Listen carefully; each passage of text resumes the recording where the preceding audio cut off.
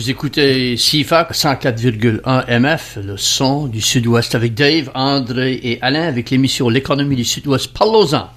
Le thème ce soir est le démarrage d'une entreprise. Alors, on a fait parler de démarrer une entreprise et puis, m'imagine qu'il y a d'autres points qu'il faudra garder à ce moment ici.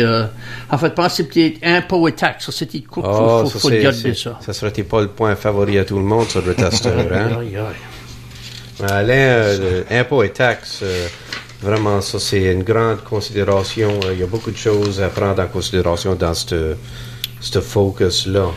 Garanti que c'est une grosse considération. Et fin de compte, c'est une décision qu'on peut faire dans sa planification, quand on fait ses prévisions financières, puis on voit combien d'argent qu'on va faire ou pas faire. Parce que, comme que je l'ai dit tout à l'heure, tu peux t'enregistrer comme une propriété unique, ou un sole proprietorship, ou un partenariat qui fera 2 personnes ou plus, ou une société limitée. Et puis, ces deux différences, la différence principale pour ça, c'est les impôts. Sous les 2 premiers cas, la propriété unique ou partenariat, c'est taxable à toi comme un individu. Alors, si tu as 2 ou 3 professions ou jobs ou sources de revenus, ceci, ça tombe au-dessus de ça, puis tu fais payer sur la somme totale. La différence de ça, c'est... et puis vraiment, je crois que ça qui est intéressant dans ça, c'est qu'elle est en train d'identifier aussi que les différentes formes d'entreprise, étant donné qu'ils sont taxés différemment, ça offre autre type de protection aussi. Puis je crois que ça qu'on avait déjà déterminé comme point 3 puis point 4 va peut-être se mêler un petit peu un dans l'autre. Parce qu'il ne faut pas oublier que si on a ces 3 différents types d'enregistrement-là, que ce soit propriétaire unique, partenariat ou une entreprise limitée, incorporée, il y a beaucoup de choses à prendre en considération là. Garanti. Puis c'est non seulement au niveau des impôts et des taxes, puis c'est aussi au niveau de la protection de l'individu.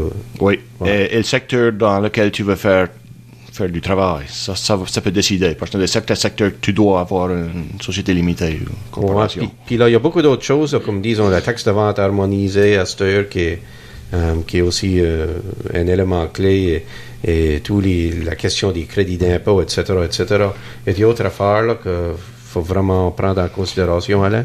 Il y a toujours les taxes municipales, c'est un aspect, mais ça peut décider si tu as un emplacement physique aussi, parce que si tu as un édifice, tu vas payer des taxes sur ça. Et puis, si tu travailles hors de ta maison, avant, dans le passé ici, quand moi j'avais mon bureau dans ma maison, il y avait une municipal business tax. Tu payes des impôts à différents taux pour l'espace commercial, si tu veux, dans ta maison, ainsi que les impôts de municipalité. Alors, ils vont abolir cette taxe-là ici en clair. Je ne sais pas si c'est ça le cas partout. Alors, il y a certaines municipalités qu'on pensait, regardons à peut-être faire ça plus facile pour encourager le développement d'entreprises. Alors, ça, c'est une bonne affaire. Oui, ça, c'est définitivement une bonne chose.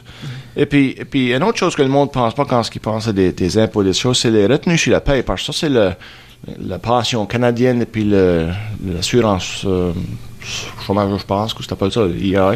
Oui. Et puis ça, c'est des retenues sur la paie. Alors, si tu as des employés, il faut que ça, tu leur payes. C'est une obligation. Puis le monde ne réalise pas que c'est élevé à presque 17% du moins. Alors, si tu donnes $100 de paie à quelqu'un, il faut que l'employeur mette un autre $17 pour ces 2 choses-là.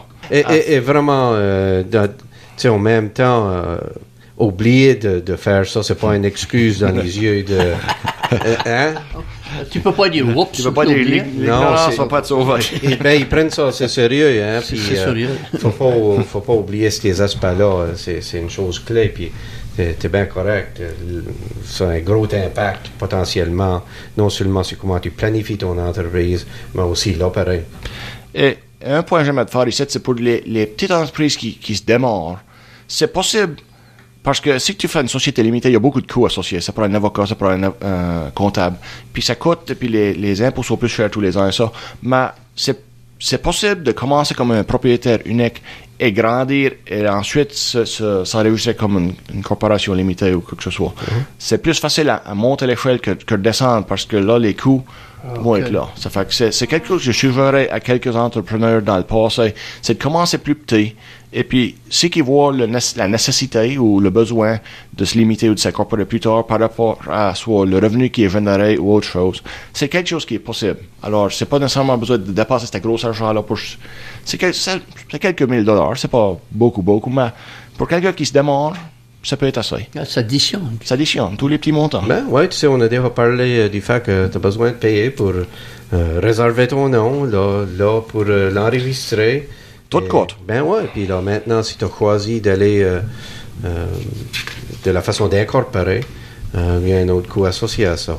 Et il n'y a pas de façon à le faire facile au niveau d'incorporer une entreprise, hein? Je pense pas. Tu peux pas le faire toi-même. Tu es obligé d'embaucher quelqu'un. Et il te faut des prévisions financières ou des opening statements d'un comptable agréé. Alors, c'est assez coûteux. Ben ouais, ça te prend une variété d'affaires. Puis en même temps, tu sais, comme on parlait un petit peu, dépendant sur c'est quoi le domaine de l'entreprise, c'est quoi les services ou les produits vendus, c'est important de s'incorporer ou ça y est pas. C'est important d'être propriétaire unique ou ça y est pas. Ce que s'incorporer peut faire, c'est réduire certains éléments de risque. Oui. En même temps, oui, de l'individu. Oui. Et puis surtout si tu es dans certains secteurs, comme je l'ai dit, là, quelques-uns, c'est la nourriture. Ouais. Si tu manufactures de la nourriture, puis tu peux empoisonner quelqu'un, si quelque chose va mal dans ton usine, tu es tellement d'être protégé contre le risque. Puis ça peut être assez important dans différents domaines, parce qu'il y a d'autres facteurs aussi. La structure de ton entreprise peut aussi avoir un impact sur du financement possible.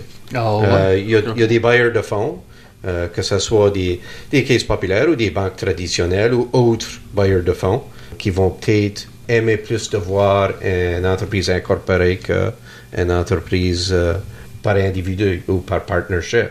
Ça, c'est important aussi. Hein? On a vu venir des exemples où des fois, la société soit à l'avantage ou point, parce que des fois, c'est à l'avantage aussi d'être un propriétaire unique. Oui, souvent, c'est bizarre, mais des partenariats, souvent, pas toujours, mais souvent dans des partenariats, par exemple, ça va à un point qu'il y a des différences d'opinion ou d'intérêt et que ça cause des problèmes. Si tu es un propriétaire unique, c'est toi qui fais toutes tes décisions, tu peux changer le cheminement comme tu veux, peu importe.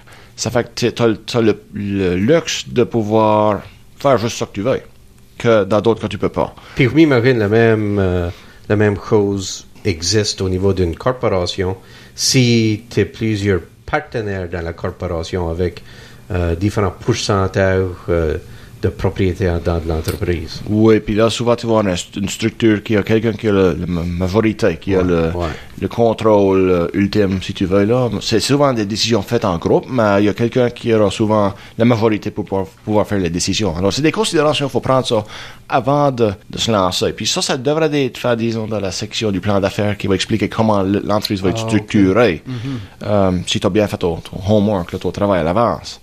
Alors, on a un petit 4 minutes qui nous reste dans cette section ici. Y a-t-il encore de quoi d'autre qu'on veut toucher là? C'est comme qu'on avait dit, il y a des coûts.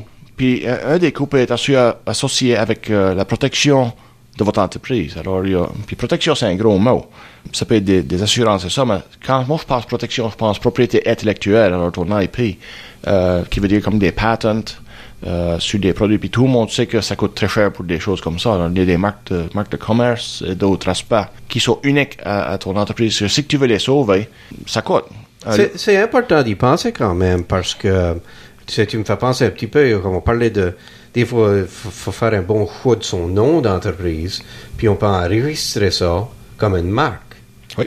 Alors, si on pense qu'on a une idée qui peut se développer de quoi qui peut être franchisé, il faudra vraiment protéger cette marque-là. Garanti. So, c'est non seulement sur le côté de patente et de brevet et la propriété intellectuelle, c'est tout au niveau de le nom de ton entreprise, puis si tu as un logo, d'avoir ce logo-là d'enregistrer aussi. Puis justement, ça donne que je fasse recherche-là pour un client la semaine dernière, puis un logo, ça coûte à peu près $450 pour enregistrer, et puis c'est bon pour 15 ans. Ça fait que tu payes une fois, puis c'est fini. Un brevet, ça peut coûter des 20-30 000 $ avant que ça s'est tout fait fini, puis ça prend quelques années parfois. Ça peut être un grand processus. Exactement. Puis de l'autre côté de la protection, on parle souvent aussi de s'assurer comme entrepreneur au chef de l'entreprise qu'on se protège soi-même puis sa famille. Ouais. Il y a une variété de formes d'assurance qui peuvent être prises pour accomplir ce but-là. Alors, après ça, il y a un autre élément aussi là, qu'il faudra peut-être toucher vite, là, qui est exploiter votre entreprise. Quoi ça veut dire, ça? Ça, c'est le gérance de ton entreprise. Ça, c'est tenir les livres, les opérations bancaires. Okay. Alors, c'est ça que ça prend pour te faire opérer. C'est du jour à jour. Oui, le jour à jour. Yeah. Et il faut prendre, il y a beaucoup de considérations à prendre en considération. Là, c'est que quand ce que tu regardes, disons par exemple, ouvrir des comptes de banque ou des comptes de caisse populaire ou des comptes de n'importe quelle institution financière, il y a des procédures à passer à travers. Hein? Oui. As-tu vu de ton expérience, comment est-ce qu'on se prépare pour ça? On se prépare en apprenant, en le faisant souvent. Souvent, c'est comme ça parce que tu vas voir, il va dire ce que tu as besoin, c'est dépendant de ce que tu veux faire. Alors, c'est qui va signer pour tes chèques et des choses comme ça. Alors, la structure, même de ton compte de banque, va varier dépendant de quelle structure tu prends pour ton entreprise. Vraiment, les documents de la structure de ton entreprise ont un impact sur comment est-ce que tu vas ouvrir tes comptes et opérer. C'est tout relié. Okay.